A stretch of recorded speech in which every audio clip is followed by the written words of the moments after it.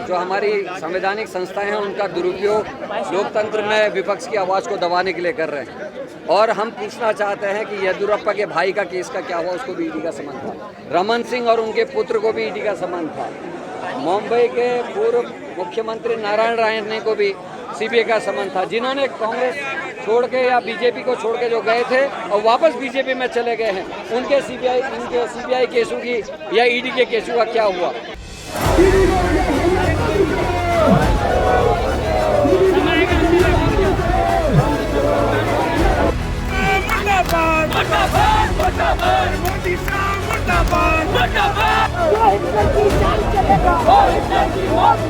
आज जिस केस को समाप्त कर दिया गया था, इस पर क्लीन चिट दे दी गई थी, एक विवादित अधिकारी के माध्यम से उसको पुनर्जीवित करके जिस तरीके से इंदिरा गांधी की बहू और शहीद राजीव गांधी की पत्नी का अपमान करने की कोशिश देश में हो रही है, हम उसका पूरे कांग्रेस परिवार विरोध कर रहा है। जो सामान्य नागरिक है इस देश के, वो भी सम्मिलित हुए हैं। आंदोलन ऐसे दिन प्रतिदिन बढ़ेगा। मैं धन्यवाद देना चाहता हूँ नरेंद्र मोदी और अमित शाह को कि उनके इस कृत्य से आज कांग्रेस एकजुट हुई है, पूरे देश में कांग्रेस उठ खड़ी हुई है। ऐसे ही इंदिरा गांधी के समय में हुआ था और वही गलती आज अमित शाह और नरेंद्र मोदी ने की है। कांग्रेस दोबारा से पुनर्जीवित हो रही है, ताकतवर बन रही है और आने वाले समय में बीजेपी को उखाड़ के फेंकेगी।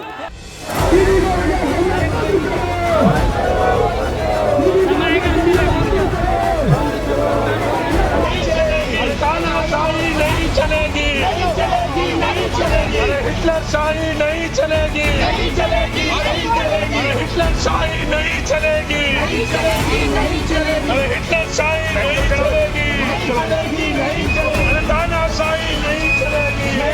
केंद्रीय एजेंसियों का दुरुपयोग कर रही है, विपक्ष की आवाज़ को दबाना चाहती है। जो सवाल हैं, जो जन मुद्दे हैं, महंगाई, बेरोजगारी और अल्पसंख्यक कमज़ोर तबकों का, शोषितों का, वंचितों का उत्पीड़न और आर्थिक स्थिति देश की कमज़ोर होती जा रही है, उससे प्रदेश के देश की जनता का ध्यान बटाने के लिए केंद्र सरकार ईडी का दुरुपयोग कर रही है, बेजा इस्तेमाल कर रही है और बेबुनियाद, तथ्यहीन, सच्चाई से परे आरोप लगाकर हमारी नेता श्रीमती सोनिया गांधी जी को, हमारे नेता राहुल गांधी जी को परेशान करने का काम कर रहे हैं, प्रताड़ित करने का काम कर रहे हैं। आज पूरे देश में, पूरे उत्तराखंड में उबाल है, गुस्सा है और निश्चित रूप से आने वाले समय में ऐसे कृत्यों से भारतीय जनता पार्टी का, केंद्र सरकार का पतन सुनिश्चित है।